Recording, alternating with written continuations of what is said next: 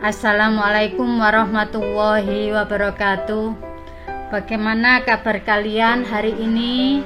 Ibu berharap semoga tetap dalam keadaan sehat walafiat dan ibu ucapkan selamat pada kalian telah berhasil menjadi siswa kelas 8. Kita wajib bersyukur kepada Allah dengan menjalankan semua perintahnya dan menjauhi semua larangannya. Itu merupakan salah satu bentuk menghargai dan mengamalkan Pancasila, yaitu sila pertama. Pada bab 1 kali ini kita akan membahas tentang kedudukan dan fungsi Pancasila. Sebelum saya lanjutkan, saya perkenalkan guru yang mengajar mata pelajaran PPKN kelas 8. Yang pertama adalah Bu Kun Fauzia, yang kedua adalah Bu Sakdia. Ini nanti dalam pelaksanaan daring kita akan menjelaskan materi secara bergantian.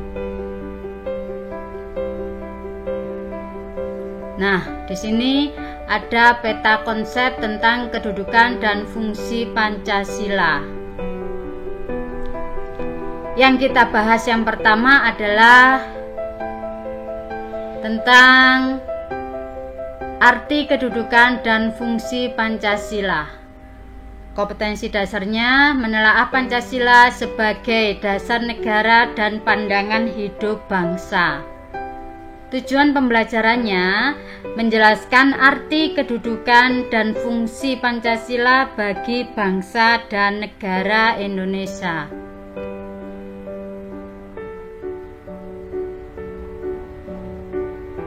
Nah, anak-anak, para pendiri negara Indonesia pada tanggal 18 Agustus 1945 menyepakati dasar negara adalah Pancasila. Istilah Pancasila itu dikenal sejak zaman Mojopahit yang terdapat dalam buku Nagara Kertagama karangan Prapanca dan buku Sutasoma karangan Empu Tantular. Pancasila sebagai dasar negara adalah dipandang dan dipahami sebagai pedoman dalam mengatur kehidupan penyelenggaraan ketatanegaraan yang mencakup berbagai bidang kehidupan, atau sebagai pedoman dalam penyelenggaraan negara Indonesia. Para pendiri Indonesia telah menyadari pentingnya suatu dasar negara. Oleh karena itu, dalam sidang pertama BPUPKI pada tanggal 29 Mei sampai 1 Juni 1945 yang dibahas adalah dasar negara Indonesia. Ini materi kalian pada saat kalian kelas 7 semester 1. Kalau kalian masih ingat, ada tokoh yang memberikan gagasan tentang dasar negara seperti Muhammad Yamin, Supomo, dan Insinyur Soekarno.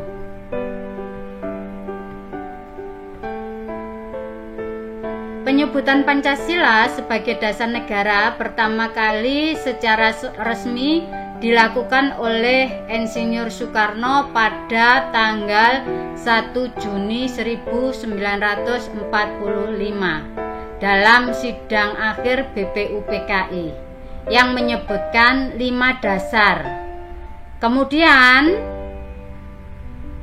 ada berbagai usulan dasar negara dalam sidang BPUPKI tersebut dan dilanjutkan diolah lagi pada sidang panitia 9 tetap bentukan BPUPKI. Nah, secara etimologis Pancasila berasal dari bahasa Sanskerta yang terdiri dari kata panca dan sila.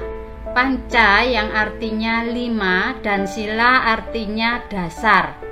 Jadi Pancasila artinya 5 dasar yang kemudian harus ditaati dan dilaksanakan. Sedangkan secara terminologis, istilah Pancasila digunakan oleh Insinyur Soekarno yang dicetuskan dalam pidatonya di depan sidang BPUPKI pada tanggal 1 Juni 1945. Pancasila adalah dasar negara Indonesia yang merupakan identitas negara Indonesia dan tidak dimiliki oleh negara lain.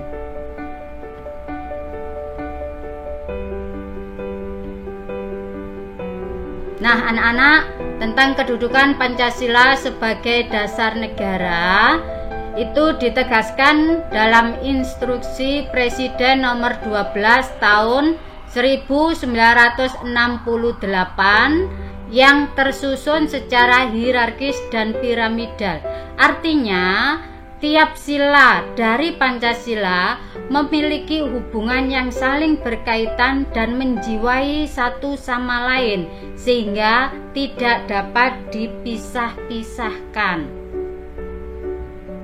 Kedudukan Pancasila bagi bangsa dan negara Indonesia yang pertama adalah Pancasila sebagai dasar negara, adalah sebagai sumber dari segala sumber hukum Indonesia.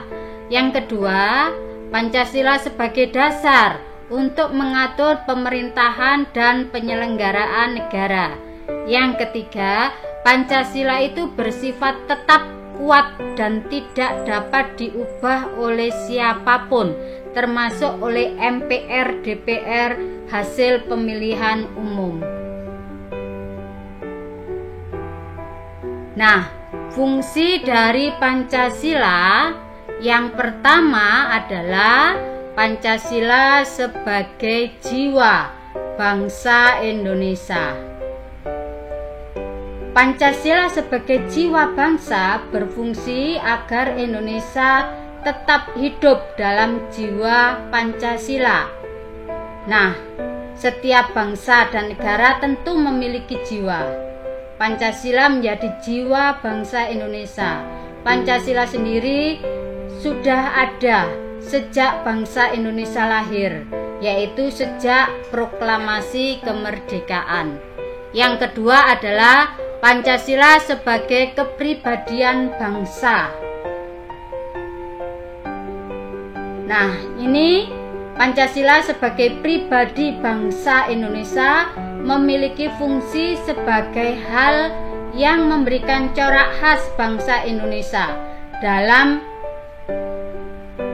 menjadi pembeda dan membedakan bangsa kita dengan bangsa lain. Yang ketiga adalah Pancasila sebagai sumber dari segala sumber hukum. Pancasila ini sebagai sumber hukum yang mengatur segala hukum yang berlaku di Indonesia. Jadi semua hukum harus tunduk dan bersumber dari Pancasila. Setiap hukum tidak boleh bertentangan dengan Pancasila. Setiap sila Pancasila merupakan nilai dasar, sedangkan hukum adalah nilai penjabaran dari nilai dasar. Yang keempat adalah Pancasila sebagai perjanjian luhur. Ini berfungsi dan telah disepakati melalui sidang panitia persiapan kemerdekaan Indonesia pada tanggal 18 Agustus 1945, walaupun disahkannya Pancasila hanya oleh suatu badan persiapan kemerdekaan Indonesia, tetapi PPKI sebenarnya adalah suatu badan yang mewakili suara rakyat. Jadi Pancasila itu merupakan hasil perjanjian rakyat bersama. Yang kelima, Pancasila sebagai cita-cita dan tujuan bangsa Indonesia yang memiliki fungsi untuk menciptakan masyarakat yang adil dan makmur. Fungsi Pancasila yang kelima adalah Pancasila sebagai cita-cita dan tujuan bangsa Indonesia yang memiliki fungsi untuk menciptakan masyarakat yang adil dan makmur. Yang keenam, Pancasila sebagai satu-satunya asas dalam kehidupan berbangsa dan bernegara adalah sebagai konsekuensi ditetapkannya Pancasila oleh bangsa Indonesia sebagai dasar negara dan juga merupakan perwujudan dalam melaksanakan Pancasila secara murni dan konsekuen. Yang ketujuh, Pancasila sebagai moral pembangunan. Pancasila ini dijadikan kerangka, tolak ukur, arah dan tujuan dari pembangunan. Nah, anak-anak, itu tadi merupakan arti, kedudukan dan fungsi Pancasila sebagai dasar negara. Di sini ada lembar kerja kalian. Yang pertama menjelaskan bagaimana kedudukan Pancasila bagi bangsa Indonesia.